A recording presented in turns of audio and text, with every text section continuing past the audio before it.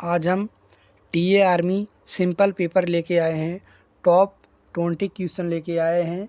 20 question most important question लेके आए हैं जो आपको टीए आर्मी का एग्ज़ाम होने वाला है। कब से होने वाला है? आपको 18 जनवरी से 18 जनवरी से एग्ज़ाम होने वाला है। वही मैं टोटल जीके जीएस का 20 क्वेश्चन लेके आया हूँ जो हर साल हर एग्ज़ाम में पूछा जाता है। मोस्ट इम्पोर्टेंट क्वेश्चन है, very very most important question है। और इस क्लास कर लिए तो इस क्लास में आपको 2-3 नंबर आपको फिक्स है, इसी क्लास से मिलेगा। और वीडियो को शुरू से अंत तक बने रहिएगा और चैनल पे नए हैं तो चैनल को सब्सक्राइब कर लीजिएगा, जैसे आपको डेली ऐसी क्लास मिलती रहे। चलो हम वीडियो को लंबी नहीं करते हैं, वीडियो की स्टार्ट करते हैं। वीडियो पसंद आएगी तो एक लाइक कर दीजिएगा और जो जो स्टूडेंट नए हैं हमारे चैनल पे, हमारे चैनल को सब्सक्राइब कर लीजिएगा। चलो हम अपने पहले क्वेश्चन की ओर बढ़ते हैं। सारा क्वेश्चन मोस्ट इम्पोर्टेंट क्वेश्चन है, very very most important question है।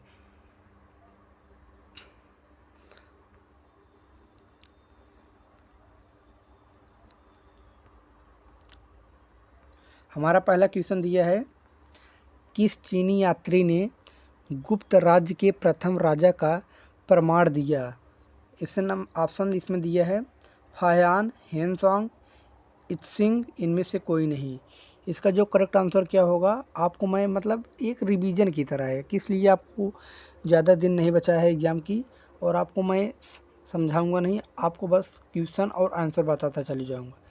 इसका जो क्वेश्चन नंबर 1 का इसका जो करेक्ट आंसर होगा ऑप्शन नंबर सी, इसका जो लोग दे रहे हैं इसका आंसर सही है। क्वेश्चन नंबर 2 थोड़ा सा बड़ा क्वेश्चन है, इसको देख लीजिएगा, मोस्ट इम्पोर्टेंट क्वेश्चन है। नालंदा तथा विक्रमशिला विश्वविद्यालय के बारे में निम्नलिखित कथनों पर विचार कीजिए।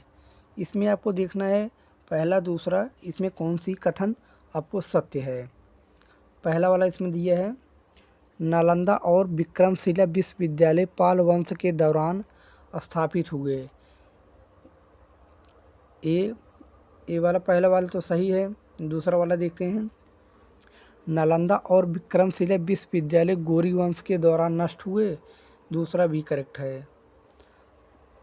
इसका मतलब फर्स्ट एवं दो, मतलब 1 और 2 दोनों सही है। किस ऑप्शन में है? ऑप्शन नंबर सी में दिए हैं। जो लोग सी को आंसर दे रहे हैं उनका करेक्ट आंसर है। क्वेश्चन नंबर 3, वीडियो को शुरू से अंत तक बने रहिएगा।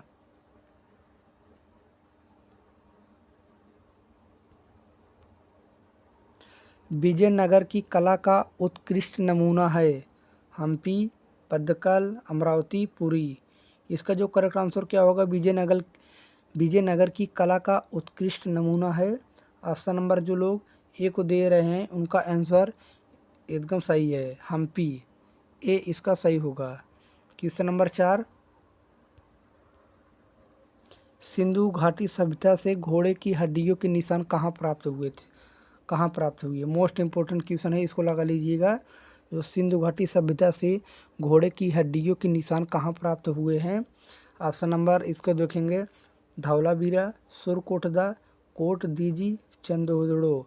इसका जो करेक्ट आंसर होगा क्वेश्चन नंबर 4 का, जो लोग ऑप्शन नंबर बी को दे रहे हैं उनका आंसर सही है, सुरकोटडा में। क्वेश्चन नंबर 5, चंद्रगुप्त प्रथम ने जिस लिच्छवी राजकुमारी से विवाह किया उसका क्या नाम था? मोस्ट इम्पोर्टेंट क्वेश्चन है, PYQ क्वेश्चन है। जो चंद्रगुप्त प्रथम ने जिस लिच्छवी राजकुमारी से विवाह किया उसका क्या नाम था? ऑप्शन देखेंगे, कुमारी देवी, कुबेर नाग, ध्रुव देवी, वसु देवी। इसका जो लोग ऑप्शन नंबर ए को दे रहे हैं उनका आंसर सही है। थोड़ा से आपको स्पीड में मैं लेके जा रहा हूँ, किस लिए मैं नहीं चाहता कि ज़्यादा टाइम लगे, किस लिए आपको रिवीजन करा रहा हूँ। क्वेश्चन नंबर 6 इसमें देखेंगे, किस राजा ने शकों को हराया? मोस्ट इम्पोर्टेंट क्वेश्चन है, किस राजा ने शकों को हराया? ऑप्शन इसमें देखेंगे, गौतमीपुत्र सतकर्णी, अशोक, चंद्रगुप्त मौर्य, समुद्रगुप्त। किस राजा ने शकों को हराया? जो लोग ऑप्शन नंबर 1 दे रहे हैं उनका आंसर सही है। क्वेश्चन नंबर 7, महात्मा गांधी को राष्ट्रपिता की उपाधि किसने दी थी? मोस्ट इम्पोर्टेंट क्वेश्चन है, इसको लगा लीजिएगा। जो महात्मा गांधी को राष्ट्रपिता की उपाधि किसने दी थी? ऑप्शन देखेंगे, सुभाष चंद्र बोस, सरदार वल्लभ भाई पटेल, जवाहरलाल नेहरू, रविंद्रनाथ टैगोर। इसका जो करेक्ट आंसर, जो लोग ऑप्शन नंबर 1 को दे रहे हैं सुभाष चंद्र बोस, उनका आंसर करेक्ट है। क्वेश्चन नंबर 8, भारतीय राष्ट्रीय कांग्रेस के पहले अध्यक्ष कौन थे? मोस्ट इम्पोर्टेंट क्वेश्चन है। ये जो हुए थे 1885 में हुए थे, ये जो स्थापना हुई थी, और कहाँ पर हुए थे? वो मुंबई में हुए थे। और इसके जो भारतीय राष्ट्रीय कांग्रेस के पहले अध्यक्ष थे वो बिमोश चंद्र बनर्जी थे। ऑप्शन नंबर जो लोग सी को दे रहे हैं उनका आंसर सही है। क्वेश्चन नंबर 9, उज्जैन किस महाजनपद की राजधानी थी? मोस्ट इम्पोर्टेंट क्वेश्चन है। उज्जैन किस महाजनपद की राजधानी थी? किसकी थी? ऑप्शन देखेंगे, अवंती, अंग, कौशल, सूरसेन। उसकी जी करेक्ट, जो उज्जैन की महाजनपद की राजधानी थी, जो लोग ऑप्शन नंबर 1 दे रहे हैं उनका आंसर सही है, अवंती। अवंती जो थी वो महाजनपद की राजधानी थी। क्वेश्चन नंबर 10, और आप सब लोग लास्ट में बताइएगा आप सबको 20 में से कितना आपको सही हुआ है। ईमानदारी से आपको कमेंट बॉक्स में बताना है। ऑप्शन दिया क्वेश्चन नंबर 10, अल्जीरिया किस देश का उपनिवेश था? Italy, England, Belgium, France. इसका जो करेक्ट आंसर क्या होगा? जो अल्जीरिया किस देश का उपनिवेश था? ऑप्शन नंबर जो लोग फ्रांस को दे रहे हैं उनका आंसर करेक्ट है, डी, फ्रांस। फ्रांस जो था वो अल्जीरिया का उपनिवेश था। क्वेश्चन नंबर 11, बोंडला राष्ट्रीय उद्यान किस प्रदेश में है? वेरी मोस्ट इम्पोर्टेंट क्वेश्चन है। बोंडला राष्ट्रीय उद्यान किस प्रदेश में है? नागालैंड, मिजोरम, मेघालय और गोवा। इसका जो करेक्ट आंसर क्या होगा? बोंडला राष्ट्रीय उद्यान किस प्रदेश में है? जो लोग ऑप्शन नंबर डी को दे रहे हैं उनका आंसर सही है, गोवा में है। क्वेश्चन नंबर 12, पृथ्वी की अनुमानित आयु लगभग कितनी है? मोस्ट इम्पोर्टेंट क्वेश्चन है ये भी। पृथ्वी की अनुमानित आयु लगभग कितनी है? ऑप्शन देखेंगे, 3.5 अरब वर्ष, 4.5 अरब वर्ष, 4 अरब वर्ष, 2.5 अरब वर्ष। इसका जो करेक्ट आंसर क्या होगा? जो पृथ्वी की अनुमानित आयु लगभग कितनी है? वो 4.5 अरब। जो लोग ऑप्शन नंबर बी को दे रहे हैं इनका आंसर सही है। Question number 13, most important question है। द फ्रेंच रिवॉल्यूशन पुस्तक के लेखक कौन है? जो द फ्रेंच रिवॉल्यूशन पुस्तक के लेखक कौन है? जे हॉलैंड, रोज, HD रोडल, क्रोपाटकिन, वेबस्टर। इसका जो करेक्ट आंसर क्या होगा? जो द फ्रेंच रिवॉल्यूशन पुस्तक लेखक कौन है? जो लोग ऑप्शन नंबर, इसका आंसर क्या होगा? जो लोग ऑप्शन नंबर सी को दे रहे हैं उनका ऑप्शन नंबर जो सी को दे रहे हैं उनका आंसर सही, क्रोपाटकिन। इसका सही उत्तर होगा option number C. Question number 14, Bharat में मुख्यतः पेट्रोलियम किसमें पाई जाती भारत में मुख्यतः पेट्रोलियम किसमें पाया जाता है? मोस्ट इम्पोर्टेंट क्वेश्चन है। जो भारत में मुख्यतः पेट्रोलियम किसमें पाया जाता है? ऑप्शन देखेंगे, बेसाल्ट में, रूपांतरित चट्टानें, अवसादी चट्टानें, उपरोक्त में से कोई नहीं। इसका जो करेक्ट आंसर क्या होगा? जो लोग अवसादी चट्टानें दे रहे हैं ऑप्शन नंबर सी को, उनका आंसर एकदम सही है। Question number 15,